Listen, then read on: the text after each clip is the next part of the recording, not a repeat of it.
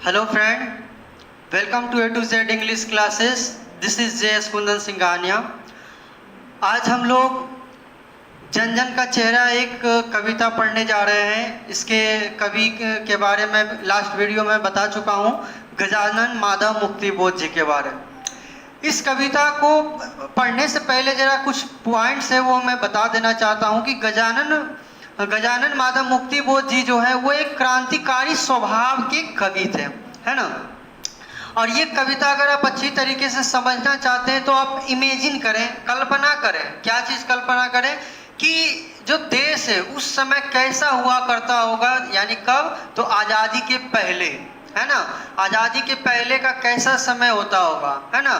उस समय लोगों की स्थिति क्या होती होगी, खास करके दो वर्ग के, एक निम्न वर्ग के लोग यानी कि जो सबसे तबके वर्ग के लोग थे, है ना, सबसे गरीब व्यक्ति जो थे, है ना, उसका, और दूसरा मध्यवर्गीय व्यक्ति। मध्यवर्गीय व्यक्ति किसको कहते हैं, मध्य वर्ग किसको कहते हैं, जो ना ही बहुत ज़्यादा गरीब होते हैं और ना ही अमीर होते हैं, बीच की कैटेगरी होते हैं। उन दोनों की स्थिति के ऊपर ये कविता लिखी गई है कि उस समय की स्थिति कैसी होती होगी, है ना।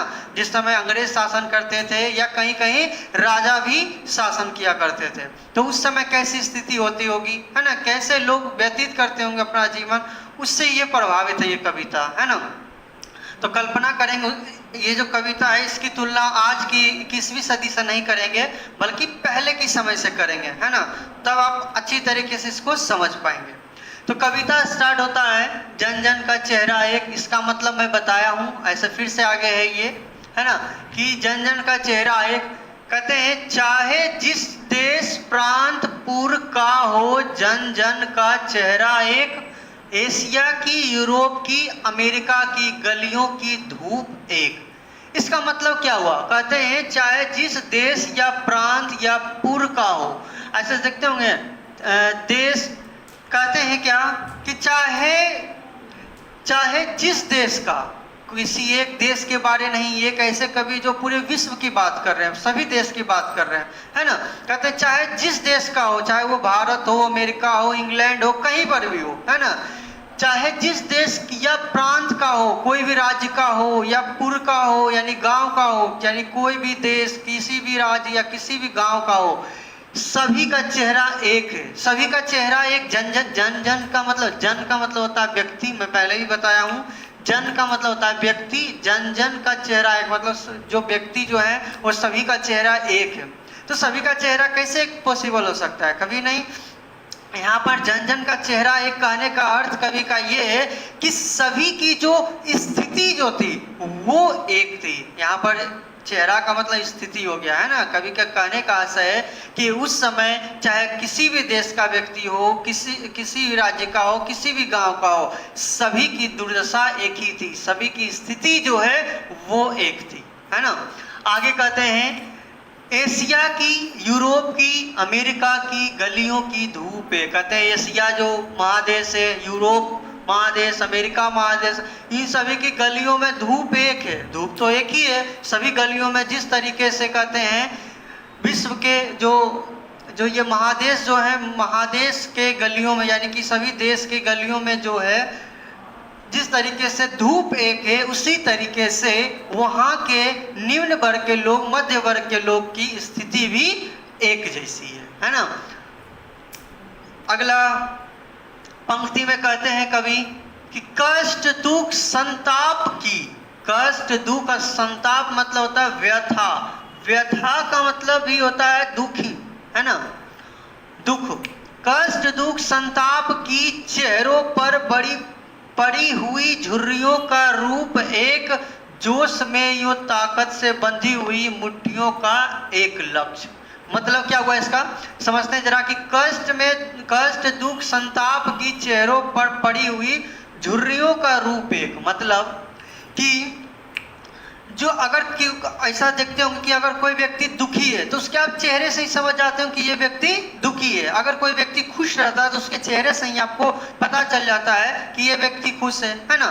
तो कहते हैं क्या कि कष्ट दुख या संताप की चेहरों पर, इन सभी चेहरों पर जो है पड़ी हुई झुर्रियों का, यानी जो निम्न वर्ग के लोग हैं, जो तबके वर्ग के लोग हैं, जिससे कि अधिकार नहीं दिया जा रहा है, सताया जा रहा है, उन सभी लोगों के चेहरों पर जो उदासीनता है वो एक है। यहाँ पर झुर्रियों का मतलब हो गया उदासीनता, उन सभी लोगों की, उन सभी वर्ग के लोगों की जो चेहरे पर जो उदासीनता है वो एक है ना।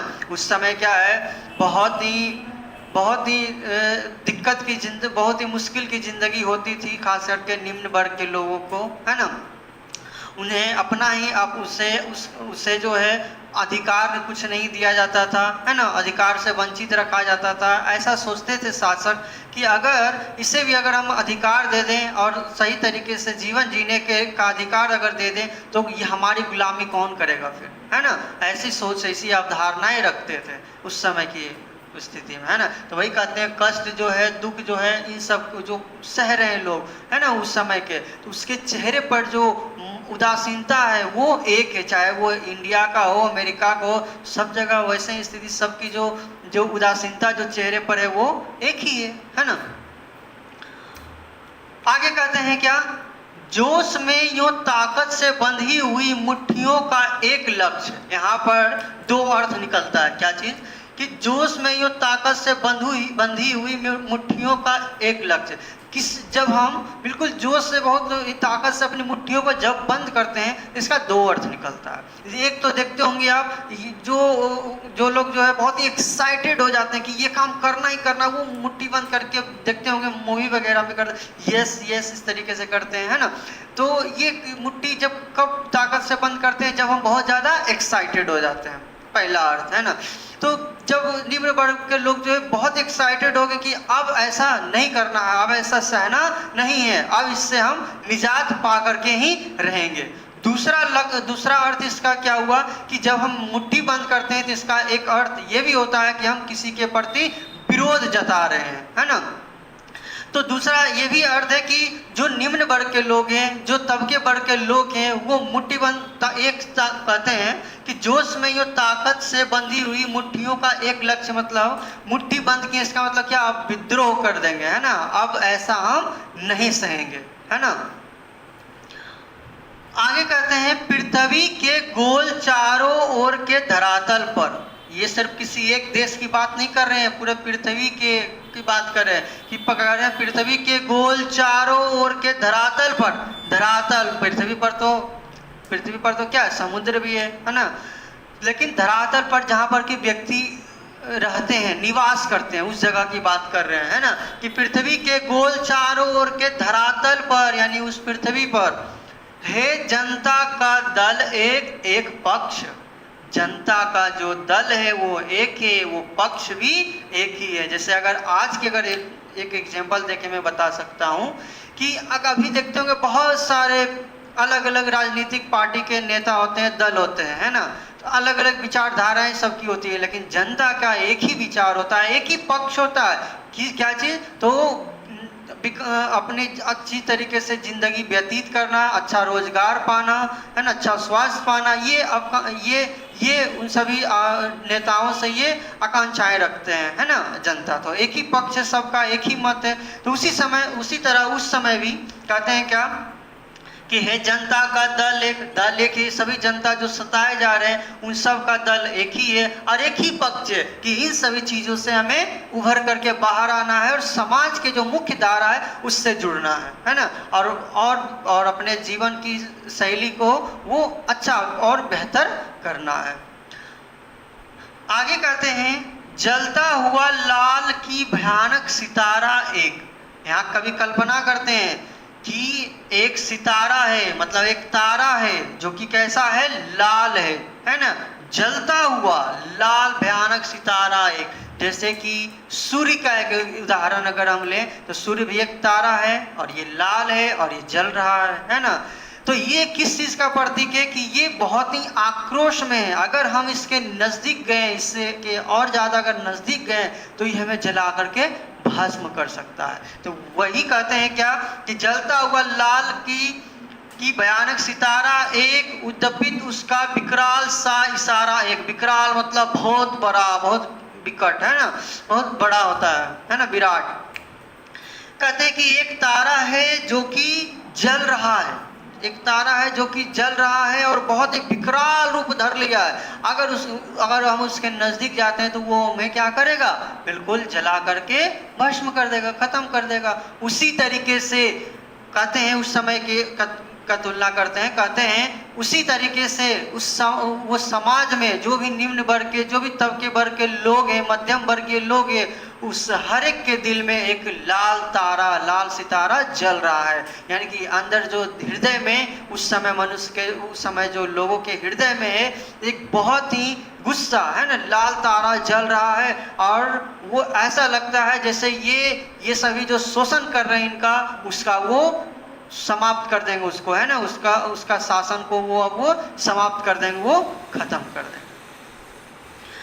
आई होप कि आप लोग यहाँ तक अच्छी तरीके से समझ गए होंगे। तो हम आगे बढ़ते हैं जरा। आगे कहते हैं, ये एक ऐसे कवि हैं जो कि लंबी कविता लिखने के लिए मशहूर है ना।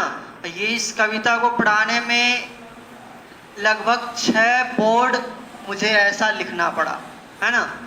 तो देखते हैं जरा, आगे कहते हैं, गंगा में, इरावती में, मीनाम में अपार अकुलाती हुई, नील नदी, अमेज़न, मिसौरी में वेदना से गाती हुई, बहती बहाती हुई जिंदगी की धारा एक, प्यार का इशारा एक, क्रोध का दुधारा एक। ये बहुत ही अच्छी लाइन है, इसको समझेंगे जरा। कि कहते हैं गंगा में, इरावती में, मीनाम में, नदियों का नाम है ये, है ना, नील नदी, है ना, अमेज़न नदी, है ना, ये सब नदी का नाम है। तो कहते हैं नदियां जो है अपार अकुलाती हुई, एकदम नदियां जो है बिल्कुल डबडबाती हुई। देखते हैं बरसात के दिनों में, एक एग्जांपल कि बरसात के दिनों में नदियां उफान पे आ जाती है, यानी एकदम डबडबा जाती है और वो बहुत तेजी से बहने लगती है। तो वही एक स्थिति वर्णन करते हैं कि गंगा में, इरावती में, मीना में, यानी ये सभी नदियां जो है बिल्कुल अकुलाती हुई एकदम आगे बढ़ रही है ना। कहते हैं नील नदी अमेज़न मिसौरी में वेदना से गाती हुई। यहाँ पर बाबू वेदना का मतलब होता है दुख। कहते हैं लेकिन ये सभी नदियां जो बह रही है वो दुख का गीत गा रही है, वेदना से गाती हुई।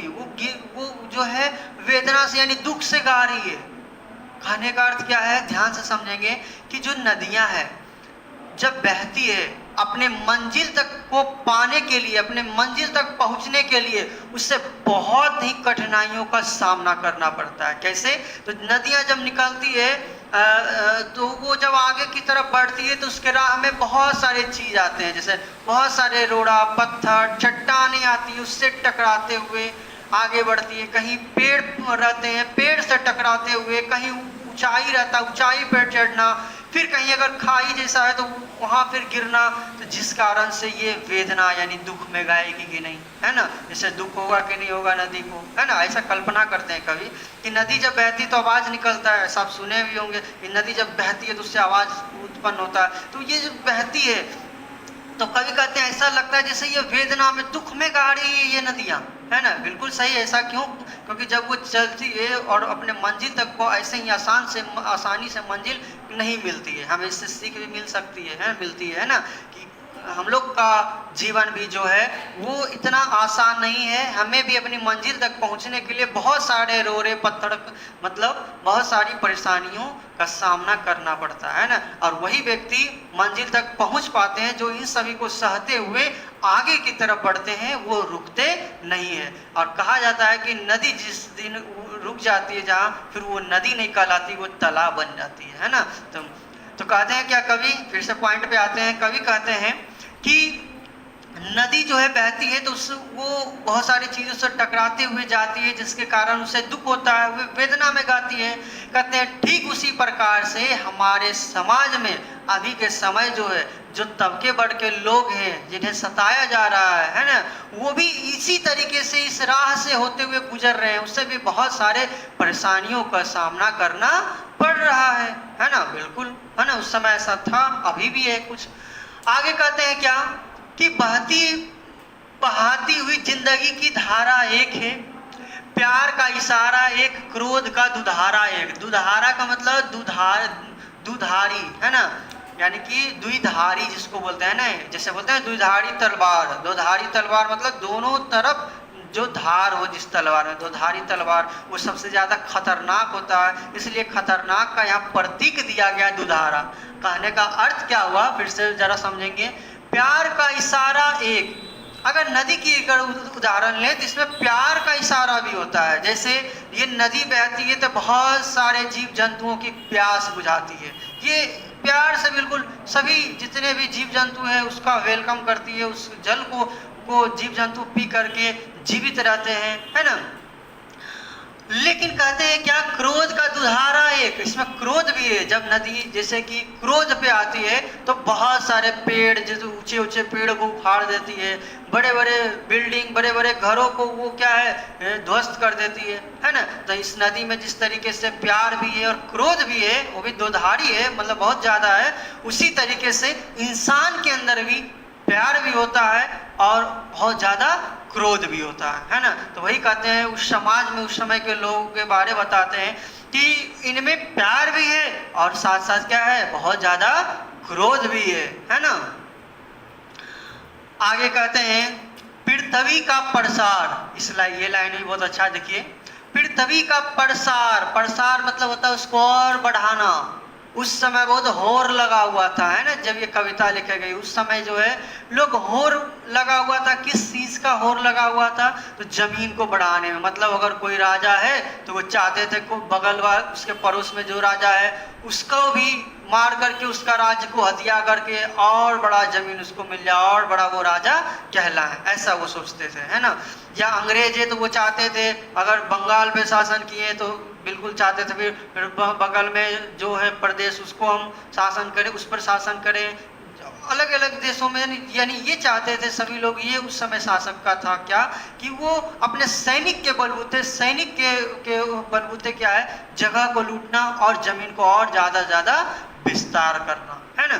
तो कहते हैं क्या आगे कि पृथ्वी का प्रसार अपनी सेनाओं से किए हुए गिरफ्तार, यानी पृथ्वी का प्रसार करने के लिए, उसको जमीन को और बढ़ाने के लिए, है ना, क्या करते थे, तो अपनी सेनाओं से लोगों को गिरफ्तार कराते थे, है ना। जहां माना तो ठीक है, नहीं तो कहीं पे भी जब किसी जगह को राजा या अंग्रेज जो भी है अगर कब्जा में लेते थे तो वहां पर विद्रोह भी होता था, तो अपनी सेना के द्वारा उसको गिरफ्तार करवा देते थे, है ना, कि जो इसके विरुद्ध बोले उसको गिरफ्तार कर लो। तो कहते अपनी सेनाओं से किए हुए गिरफ्तार, गहरी काली छायाएं पसार कर खड़े हुए शत्रु का काले से पहाड़ पर ये कल्पना करते हैं, काला काला दुर्ग एक, जन शोषक शत्रु हुए। कहते हैं गहरी काली छायाएं पसार कर, ये राजाएं जो अपनी काली छायाएं यानी जो ये गलत काम कर रहे इसको प्रसार रहे, काली छायाएं जो है पसार दिए थे, बिल्कुल पसारे हुए थे, यानी कि और इसको बढ़ा रहे थे, है ना, ये अपने इस दुर्व्यवहार को, इस काम को और ज्यादा बढ़ा रहे थे। कहते हैं क्या कि खड़े हुए शत्रु का काले से पहाड़ पर, काला काला दुर्गे, काला काला यहाँ मतलब क्या है, शोक का बात कर रहे हैं कि ऐसा बहुत ही खराब बात है। कहते हैं कल्पना करते हैं कि एक पहाड़ है जो कि काला पहाड़ है, उस पर टीला जो है वो भी काला है ना। तो ये शत्रु का प्रतीक यहाँ पर ये कवि व्यतीत करना चाहते हैं, बताना चाहते हैं ये, है ना। कहते हैं काला काला दुर्ग एक, जन शोषक शत्रु है। कहते हैं जन शोषक, जन का मतलब लोगों का शोषक जो है, जो लोगों का शोषण कर रहे हैं, उन सब का शत्रु एक ही है ना। अगर ऐसा भी बोल सकते हैं कि जो जनता है उन सब का शत्रु एक है, कौन, तो जो जनता का शोषण कर रहे हैं, है ना। तो कवि के कहने का अर्थ ये है कि जो भी जनता का शोषण कर रहे हैं सबका शत्रु जो है वो एक ही है ना। आई होप कि आप लोग यहाँ तक समझ गए होंगे। तो हम आगे जरा समझते हैं। इस लाइन में कवि कहते हैं आशामयी लाल लाल किरणों से अंधकार चीरता सा मित्र का स्वर्ग एक, जन जन का मित्र एक। बहुत अच्छा लाइन है। आशामयी मतलब आशा करना, आशा, लाल लाल किरणों से अंधकार चीरता सा मित्र का स्वर्ग एक। कहने का अर्थ क्या हुआ कि जिस तरीके से जब भोर होता है, भोर मतलब जब सुबह होता है ना, जब सुबह होती है तो हम लोग क्या देखते हैं कि जब सूर्य उगता है तो उस समय जो प्रकाश उससे निकलता है वो लाल होता है ना।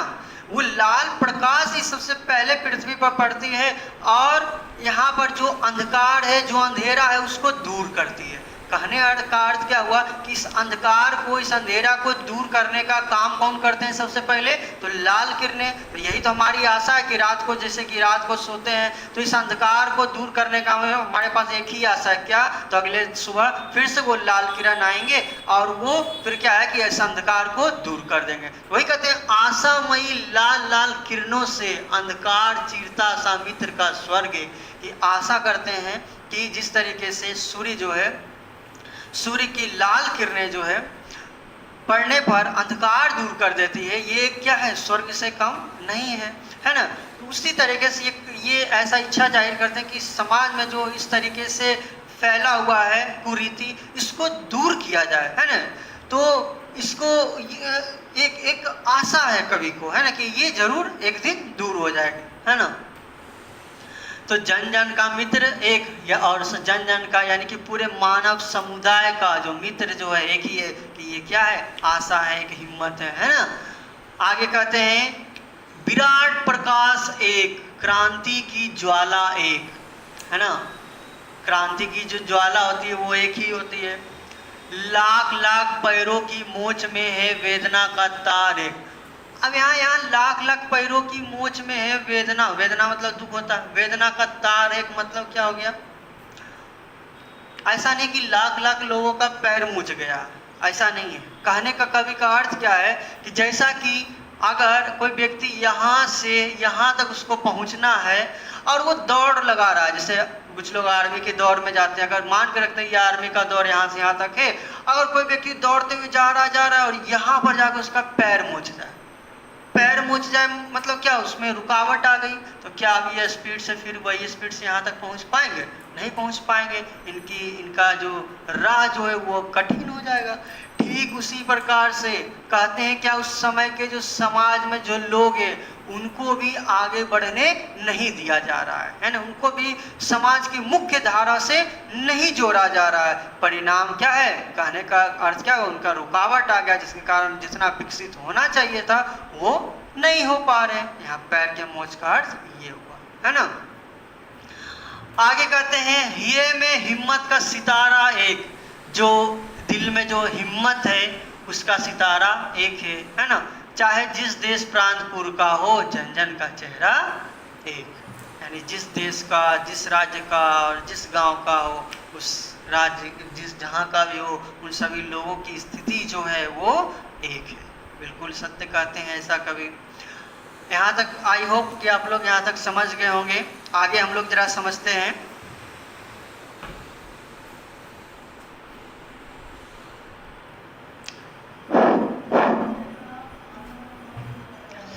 आगे हम लोग जरा समझते हैं, जहाँ तक समझे थे उसके आगे कहते हैं, ध्यान से देखेंगे जरा, एशिया के, यूरोप के, अमेरिका के भिन्न भिन्न वास स्थान। कहते हैं एशिया जो महादेश है, यूरोप है और अमेरिका है, इन सभी देशों में जो भिन्न भिन्न वास स्थान मतलब अलग अलग वास स्थान है। वास मतलब रहना, है ना, निवास करना। तो निवास करने का स्थान तो भिन्न भिन्न है, अलग अलग जगह है ना। भौगोलिक ऐतिहासिक बंधनों के बावजूद, कहते भौगोलिक ना ही स्थिति मिलती है एक दूसरे से, ना ही इतिहास एक देश का दूसरे देश से मिलता है। इन सब के बावजूद सभी और हिंदुस्तान है ना। कहते हैं क्या? सुनिए जरा, एक बार जरा ध्यान से इसको देखेंगे। कहते हैं एशिया का, यूरोप का, अमेरिका का, है ना, इन सभी का ना ही भौगोलिक स्थिति हम लोग से मैच करती है और ना ही इतिहास इन सभी देशों का हम लोग से मिलता है। लेकिन फिर भी चारों ओर जो है वो एक चारों ओर हिंदुस्तान है ना, लेकिन फिर भी चारों ओर क्या है, हिंदुस्तान है। ऐसा क्यों कहते हैं? क्योंकि हिंदुस्तान एक बंधुत्व प्रिय देश है, मतलब सभी देश को अपना भाई मानता है ना, भाईचारा बना के रखते हैं, जिस कारण से कहा जाता है कि चारों ओर हिंदुस्तान है। दूसरा एक और भी अर्थ होता है कि हिंदुस्तान के लोग विश्व के सभी कोनों में बसते हैं, है ना, इस कारण से भी। और आगे के लाइन जो है वो बहुत ही अच्छा है, कहते हैं सभी ओर बहने हैं। चूंकि भारत एक बंधुत्व देश है, यानी कि लोग दूसरे देश को बंधु मानने वाले यानी भाई मानने वाले देश हैं, तो कहते हैं क्या, सभी ओर बहने हैं, सभी ओर भाई हैं, सभी ओर कन्हैया ने गायें चराई है। कन्हैया मतलब श्री कृष्ण ने, है ना, सभी ओर कृष्ण ने गायें चराई है, ऐसा कहते हैं, क्योंकि सभी जगह हिंदुस्तान मानते हैं। इसलिए कहते हैं जिंदगी की मस्ती की अकुलाती भोर है। जिंदगी की जो मस्ती होती है ना, मतलब कहने क्या है कि जो जीवन हम लोग जीते हैं, अगर उसमें बहुत ही खुशी का जीवन अगर हम जी रहे हैं, तो वो जीवन एक ही तरीके का होता है ना, कि हम लोग का भोर यानी कि हम लोग का जो जिंदगी की जो है बहुत अच्छा तरीके से कट रहा है ना, बहुत ही खुशी तरीके से कट रहा है। कहते हैं बंसी की धुन सभी और एक। कहते हैं इस बंसी की धुन जो है वो सभी और एक है। कहने का अर्थ क्या है कि जब श्री कृष्ण, है ना, ऐसा भारत का एक यहाँ पर और भी प्रशंसा है कि जब श्री कृष्ण जब बांसुरी बजाते थे तो वो एक प्रेम का संदेश होता था, ना कि लड़ाई झगड़े इस तरीके का, है ना। इसलिए कहते हैं कि बंसी की जो धुन है वो सभी और एक है, सभी जगह लड़ाई झगड़ा नहीं चाहते, बल्कि क्या हम लोग चाहते हैं क्या, कि शांति बना करके प्रेम का प्रवाह हो, है ना। तो आगे कहते हैं, तो यहाँ तक समझ गए होंगे। कहते हैं दानव दुरात्मा एक। दानव का दुरात्मा एक, आत्मा और दुरात्मा में अंतर होता है, क्या समझिए जरा। कहते हैं दानव का दुरात्मा, दानव में दुरात्मा होता है यानी कि बुरा आत्मा होता है ना। कैसे? कहते क्योंकि दानव जो है यानी जो दानव का मतलब जो मनुष्य ना हो, यानी वैसे लोगों का यहाँ चर्चा करते हैं कभी, जो कि जो तबके भर के लोग गरीब लोगों को जो सताते हैं, उनका शोषण करते हैं, है ना, उन्हें अधिकार से वंचित रखते हैं, उनके बारे कहते हैं कि उनका दुरात्मा जो है एक है। जो भी शासक है सबका ये दुरात्मा एक ही है, जो भी शोषण कर रहे हैं सबका एक ही दुरात्मा है ना।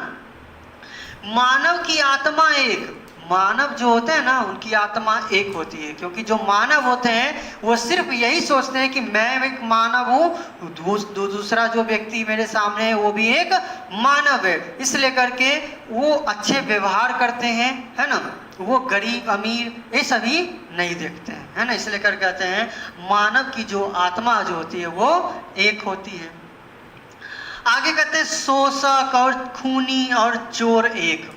मतलब क्या है? शोषक मतलब जो जनता का शोषण कर रहे हैं, है ना, वो, और खूनी जो है और चोर जो है सब एक ही है। सबका ऐसा क्यों कहते हैं सब एक है? क्योंकि सबका लक्ष्य एक ही है, सबका जो मत है वो एक ही है, क्या, कि मानवता की राह में रोड़ा बनना, है ना, विकास की राह में रोड़ा बनना, है ना, लोगों को सताना ही एक ही तो मत है ना। इसलिए करके कहते हैं शोषक और खूनी और चोर सब एक ही हुआ, है ना। आई होप यहाँ तक समझ गए होंगे। आगे हम लोग जरा समझते हैं।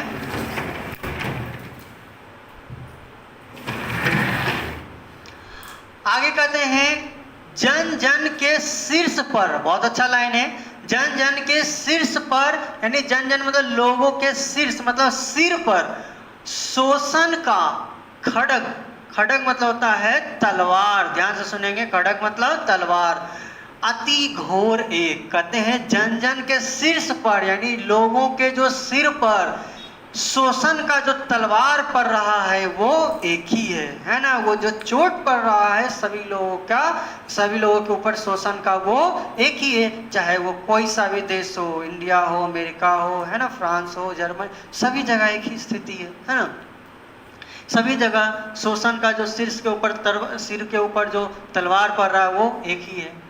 आगे कहते हैं ये दुनिया के हिस्सों में चारों ओर, देखिए पूरी दुनिया का चर्चा करते हैं, कहते हैं दुनिया के हिस्सों में चारों ओर जन जन का युद्ध एक। चारों तरफ दुनिया के चारों ओर जो भी युद्ध हो रहा है वो जन जन का जो युद्ध है वो एक है। क्यों? क्योंकि सभी यहाँ पर ये अर्थ क्या है, एक बार ध्यान से समझेंगे कि दुनिया के हिस्सों में चारों ओर जन जन का युद्ध एक है, क्योंकि दुनिया के चारों ओर जो भी मनुष्य है, जो भी निम्न वर्ग के लोग हैं या मध्यम वर्ग के लोग हैं, उनकी स्थिति एक जैसी है, उनका मत एक है, इसलिए करके युद्ध भी एक ही है ना। आगे ये कहते हैं कि मस्तिष्क की महिमा, मस्तिष्क मतलब क्या होता है? दिमाग, है ना। मस्तिष्क की महिमा वो अंतर की उष्मा, है ना। मस्तिष्क की महिमा मतलब अगर किसी चीज के बारे अगर हम दिमाग में सोचते हैं कि ये चीज करना है, अगर वही चीज अंदर से मतलब दिल से फिर से वो सोचते हैं तो बिल्कुल उष्मा उत्पन्न करता है, मतलब और प्रज्वलित, मतलब और भी ज्यादा एक्साइटेड हो जाता है कि ये काम करना ही करना है, एकदम डेफिनेट हो जाता है। मतलब क्या है, अगर कोई व्यक्ति ये सोच लेते हैं दिमाग में, जैसे कोई भी आप बैठे हैं, कोई चीज दिमाग में आया कि ये चीज करना चाहिए, अगर वो चीज को वे दिल पे ले लेते हैं कि ये करना ही चाहिए, है ना, तो करना ही चाहिए ये चीज, तो वो और एक्साइटेड होकर के वो डेफिनेट में बदल जाता है कि नहीं, कुछ भी हो जाए ये करना ही है। उसी तरीके की उस स्थिति को दर्शाते हैं कि लोगों के मन में अभी आ गया था कि अभी शोषण से मुक्त होना ही है ना, और ये डेफिनेट एकदम होना ही है। अगर शोषण से मुक्त हो जाएंगे फिर क्या होगा, आगे वो चर्चा भी करते हैं ना। आगे कहते हैं क्या से उठती है ज्वाला अति क्रुद्ध एक, कि अगर दिमाग से और दिल से अगर दोनों सोचते हैं तो उससे जो उठने वाला जो ज्वाला जो होता है वो अति क्रुद्ध होता है एकदम, मतलब क्या अति क्रुद्ध जो ये उससे ज्वाला जो उठता है, उससे मन में जो फवाड़ उठता है कि ये करना ही करना है, मतलब क्या ये बहुत ही पावरफुल होता है ना, और ये डेफिनेट में ही बदल जाता है कि ये चीज करके ही रहेंगे, है ना। आगे कहते हैं, कभी लास्ट पंक्ति है ये, कहते हैं संग्राम घोष एक, संग्राम का मतलब होता है युद्ध, है ना। कहते हैं संग्राम घोष एक, यानी युद्ध का जो घोषणा है वो एक है ना। क्या चीज का घोषणा है कि हमें इस स्थिति से, है ना, उभरना है, हमें इस समाज की मुख्य धारा से जुड़ना है, हमें इस शोषण से मुक्त होना है ना। जीवन संतोष एक, और ये जीवन का जो संतोष है एक है ना, कि शांति प्रिय जीवन जीना है। क्रांति का, निर्माण का, विजय का सेहरा एक। कहते हैं अगर क्रांति करते हैं हम लोग, है ना, तो निर्माण करते हैं किसी चीज का, विजय का सेहरा एक, मतलब अगर जीत जाते हैं, अगर इस सभी चीजों से, इस शोषण से, इस समाज से, अगर ये जो स्थिति है, अगर इन सब से अगर जीत जाते हैं हम लोग, है ना, हम लोग मतलब यहाँ पर सभी लोगों को, विश्व के सभी लोगों की चर्चा करते हैं जो कि इस स्थिति से गुजर रहे हैं, जिनका शोषण किया जा रहा है, उत्पीड़न किया जा रहा है। तो अगर इन सभी चीजों से अगर ये उभर जाते हैं तो इससे जीत का जो सेहरा जो होगा, विजय का जो सेहरा होगा वो एक ही होगा, है ना। आगे कहते हैं चाहे जिस देश प्रांत पुर का हो, जन जन का चेहरा एक, कि आप चाहे जिस देश का हो, जिस राज्य का हो, जिस नगर का, जिस गांव का हो, उन सभी का चेहरा एक है ना। कहने का अर्थ क्या है, उन सभी की स्थिति एक जैसी है ना। तो आई होप कि आप लोग इसे अच्छी तरीके से समझ गए होंगे, है ना। जल्द ही नेक्स्ट वीडियो में अपलोड करूँगा। जय हिंद।